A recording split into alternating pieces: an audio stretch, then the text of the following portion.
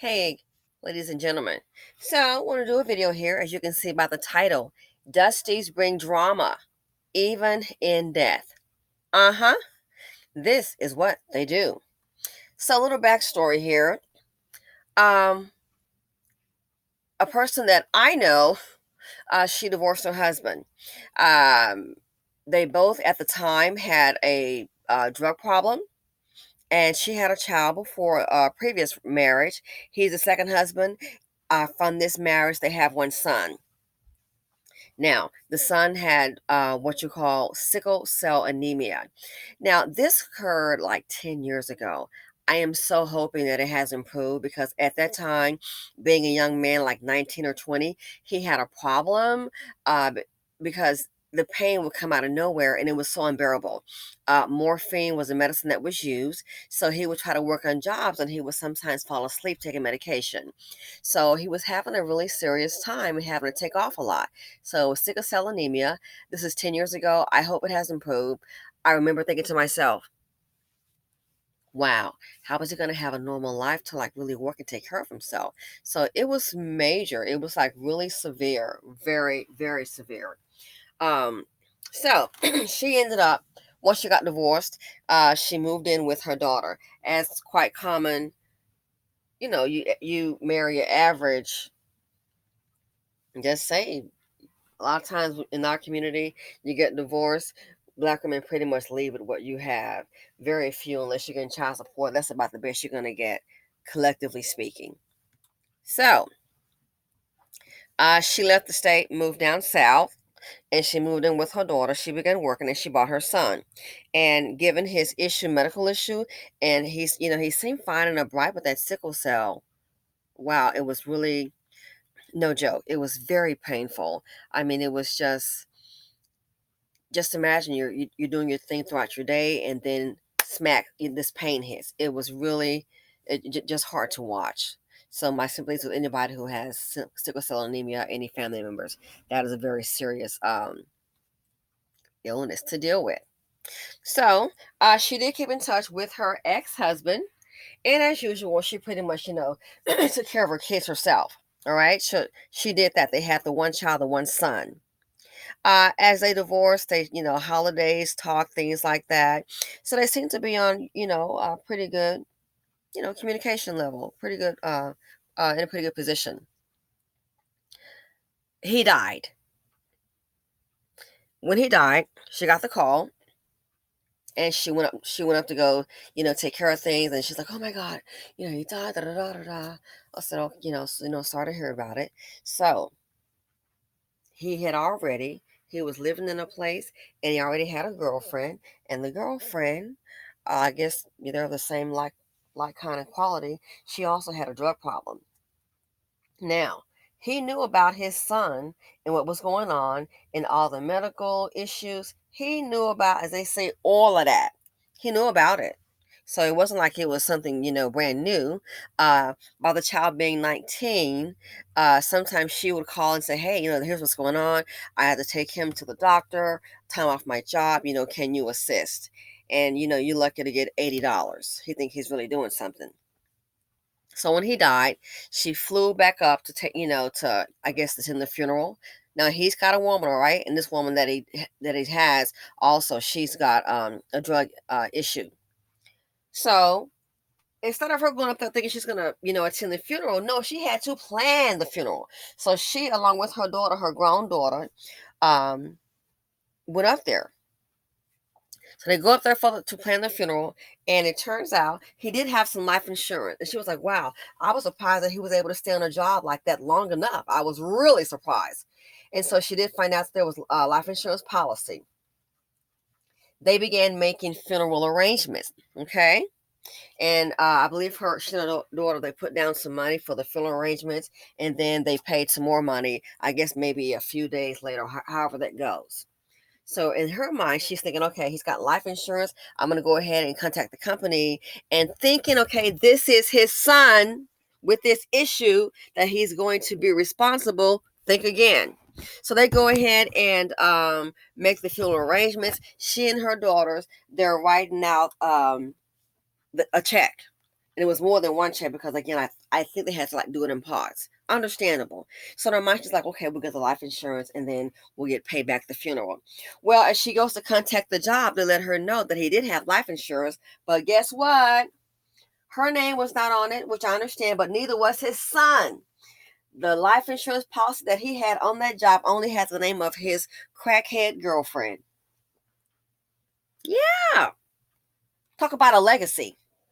The crackhead girlfriend's name was the only name that was on that policy. So they then meet with her because she's at the home, of course, not working. She just does drinking and drugging all day. And me at that point, that's why I always say that life is business. And I know that our people, black people, don't want to hear that. We just want to jump and do and hope and pray for the best. Life doesn't work that way. Too many have tried it. It doesn't work that way. So my thing is, before we start writing the check, I need to know what's going on. So anyway, they met with the woman. Oh yeah, and she had. And by the way, the crackhead, she didn't even call the job. She had no idea that he had the life insurance policy. They had to go and do the work. His ex-wife, and then they came to the house and they told her, "Okay, here's a life insurance policy. Your name is on it. Well, you need to make funeral arrangements." Well, I don't know what to do. I don't know what to do. I don't have any money. I don't know what to do. So they let her know, okay, they've already gotten it started. They've written out some checks and, X amount of dollars needs to be paid. So and they're like, well, get the life insurance money and then you can reimburse them for the funeral. Oh, I promise you I will, I will, I will. And it's like a crackhead. A crackhead will say anyone on drugs to get that next hit. I had this white dude come to me at the gas station. He's like, "Oh yeah, man, can you help me?" And I'm like, "Get away! I'm not trying to hear it." Then you know what this guy says to me? I said, "You don't look like you're homeless to me." Then he gives me the real story. He goes, "Oh yeah, actually, I met some girl online. I came down here to stay with her. It didn't work out." And he says, "I have a heroin problem." I'm like, "Oh my god, let me get my gasoline and go." Then he opens up his hand. This man been at the gas station begging. He goes in his pocket. He says, "This is how much I got so far." And I kid you not, it was a wad of money. I don't mean all one. It was like some ones, 5, 10s, maybe a few 20. It was a wad of money. He goes, "Yeah." He said, "I almost have enough to get what I want to get." And I'm thinking to myself, "You got all this money." I said, "You need to get you some help. You need to get you some help. This much money going on drugs." So people like that, the point is they'll say anything to get what they want. Okay. So they went ahead, being a little naive, which I wouldn't have gone for it. They went ahead and took her word for it. They had the funeral and fast forward, there for a few days, you know, looking the next thing it's like, okay, we've been calling her, can't find her. They go to the residence. They were there for like a week, couldn't find the woman, up and gone. And I'm like, I forget what she said the amount was. Let's just say it's $25,000. I'm like, you got that? You've got at least that amount, and it's a person, a crackhead. I'm like, she's gone. We've been who we, yep. I'm like, and you should already know this, but you want to think the best of a person. See, some people, they can operate and control their drug use and they can operate in a normal capacity, get to work, you name it. But then there are those that's just strung out there. And I'm like, she's probably obviously in, whatever your local drug house is, that's probably where she is. And they waited and waited. And then the daughter was like, "Oh, we're going to sue." Girl, you're gonna sue a crackhead? Yeah, I'm like, you gotta face reality. Y'all can still stay there.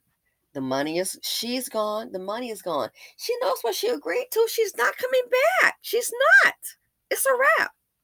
She got that check. She's cashed it. She might be laying somewhere passed out. Um, the entire check may go to drugs. So she's like, "But we've paid all this money for this funeral and the expenses, to put him to rest, And you think about it, this is what Dusties do, even in death. And he brings drama, even in death. You up here trying to see about him having an appropriate funeral, and look what you got. That right there, I wouldn't have even stepped into it. You call yourself, oh, it's my ex-husband, and we gotta do the right thing, and we have a son together. Looking at the house that he was in, the house was a rental. He didn't own it. He didn't leave a car. He didn't even leave a 99-cent burger for his son. He left absolutely nothing. The life insurance policy, it had the crackhead girlfriend's name on it. He left nothing. So here we are trying to, do the right thing, and we're gonna be decent about it. Dusties bring drama, even in death. They even went to the point, and she showed me the papers where they retained an attorney, and I was like, "Wow, you really?" She doesn't get it.